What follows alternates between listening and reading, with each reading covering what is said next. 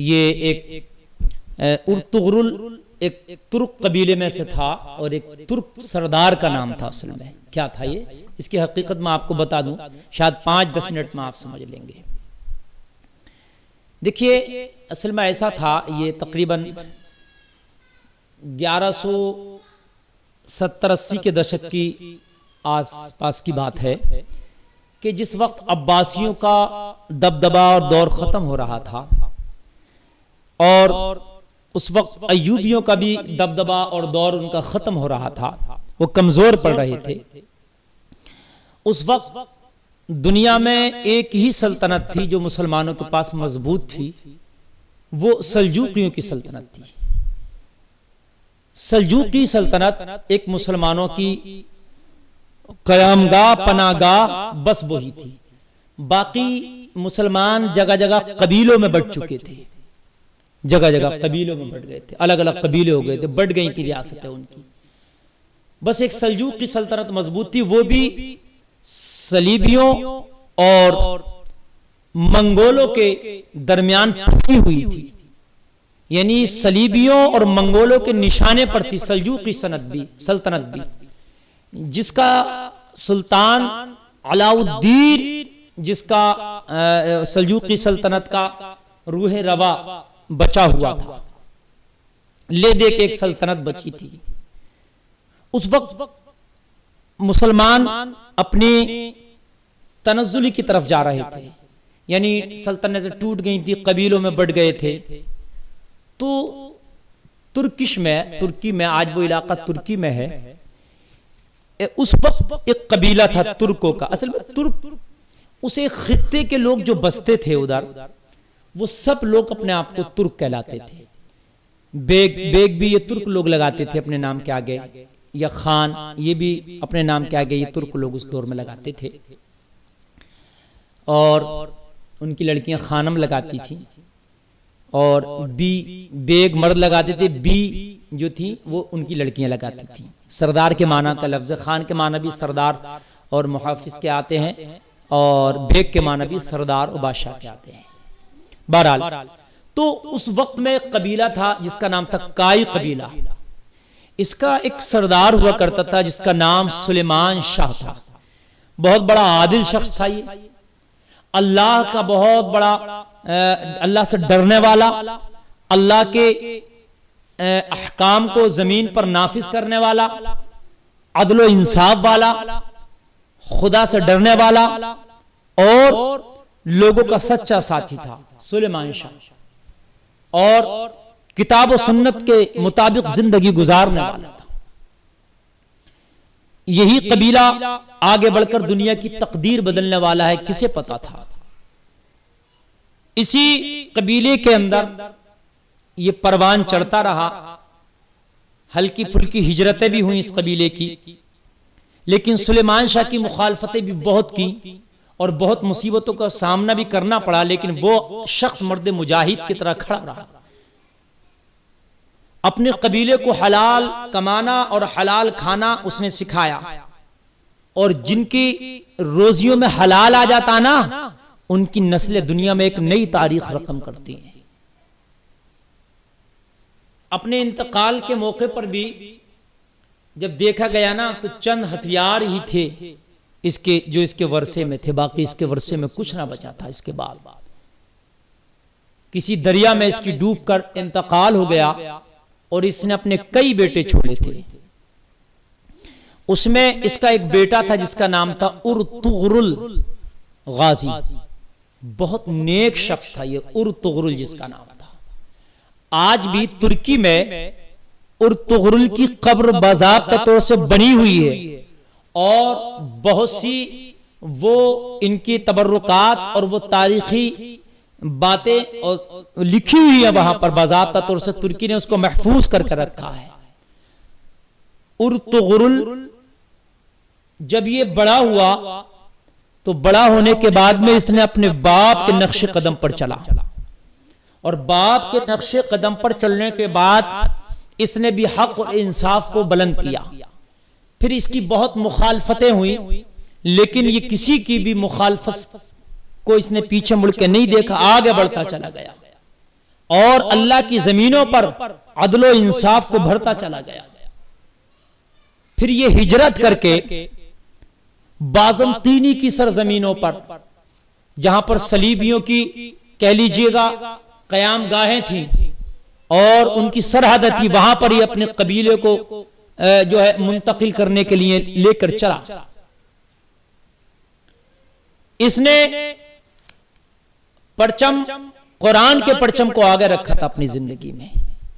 یہ ہجرت کر کے جا رہا تھا، اس کے ساتھ تقریباً 400 سے 500 سپاہیوں کا قافلہ صرف موجود تھا جو اس نے ہجرت کی. جاتے جاتے راستے میں دیکھا کہ دو فوجیں آپس میں جنگ کر رہی ہیں. ایک فوج کے قدم اکھڑ رہے ہیں اور ایک فوج کے قدم جم رہے ہیں. اس نے دونوں میں سے کسی کی اس کو پہچان نہ تھی کہ غالب آنے والی فوج کون ہے اور مغلوب ہونے والی فوج کون ہے. اس کا تو ایک ہی کام تھا کہ مظلوم کا ساتھ دیو، جو پٹ رہا ہے اس کا ساتھ دینا اس نے اپنا مشغلہ بنا لیا تھا. ارطغرل نام کے اس شخص نے جب اس نے دیکھا کہ ایک فوج کے قدم اکھڑ رہے ہیں، مغلوب ہو رہی ہے، تو اس نے اپنے ان 400-500 سپاہیوں کو، جو چھوٹی سی اس کی ایک نفری تھی، اس نے حکم دیا کہ حملہ کر دو. یہ کائی لوگ لڑنے میں بڑے ماہر تھے، یہ مہارت تامہ رکھتے تھے، اپنے سے 10 گنا لوگوں پہ زیادہ اپنے سے 10 گنا زیادہ لوگوں پر فتح حاصل کرنے کا ان کو ایک مہارت تامہ حاصل تھی. ان سے ہمیشہ 10 گنا زیادہ ہوئے ان پر یہ فتح پا جاتے تھے. جب بے جگری کے ساتھ یہ لڑے اور یہ اپنی انہوں نے بہادری اور جوابردی کا مظاہرہ کیا، تو جس قوم کے قدم اکھڑ رہے تھے اس کے جمنے لگے اور جس کے قدم جم رہے تھے اس کو اکھڑنے لگے. جنگ کا نقشہ بدل گیا، پاشا پلٹ گیا اور آخرکار جو ہار رہی تھی اس کو فتح حاصل ہو گئی اس فوج کو، اور جو جیت رہی تھی اس کو اس کے حصے میں ہار آ گئی. جب پتہ چلا تو پتہ یہ لگا کہ جو فوج جس کی مدد اس ارطغرل نے کی اپنے 400-500 گھڑسواروں کے ساتھ، وہ سلجوقی سلطنت کی فوج، سلطان علاء الدین کی فوج تھی جو ہار رہی تھی، جس کے قدم اکھڑ رہے تھے، اور جو جیت رہی تھی وہ منگولوں کی فوج تھی. جب سلطان کی فوج کا اس نے مدد کی اور سلطان کی فوج کے قدم جمے وہ جیتی، تو سلطان کے سامنے اور اس کی بارگاہ میں ارطغرل کی قدر بہت بڑھ گئی. پھر تو اس نے قلعوں پہ قلعے فتح کرنا شروع کر دیے. پھر تو اس نے اتنے قلعے فتح کیے، اتنے قلعے فتح کیے، اتنے قلعے فتح کیے کہ پھر اس کی نسلوں میں اس کا ایک بیٹا ہوا جس کا نام تھا عثمان غازی. اس عثمان نے پھر اپنے بابا کے مشن کو آگے بڑھایا اور آگے بڑھاتے بڑھاتے 3 بر اعظموں پر اسلامی حکومت کا پرچم لہرا گیا، اور اس اسلامی حکومت کو نام دیا سلطنت عثمانیہ. خلافت عثمانیہ بھی اسی کو کہا جاتا ہے. یعنی یہ جو ارطغرل کا بیٹا عثمان غازی تھا، اس کے نام پر نام پڑا سلطنت عثمانیہ یا خلافت عثمانیہ. یہ تقریباً 1923 تک چلتی رہی، یعنی تقریباً 650 سال تک یہ دنیا میں مضبوطی کے ساتھ خلافت عثمانیہ قائم رہی. انہوں نے ہر محاذ پر قائم کیا، اللہ کی زمینوں کو انہوں نے عدل و انصاف سے بھر دیا، انہوں نے اللہ کی زمینوں کو قرآن کے پیغام اور احکامات سے بھر دیا. اللہ اکبر.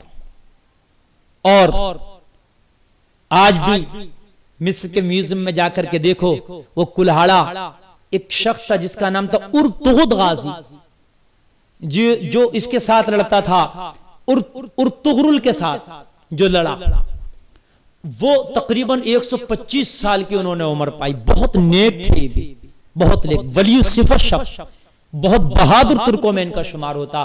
ہمیشہ کلہاڑے سے لڑتے تھے.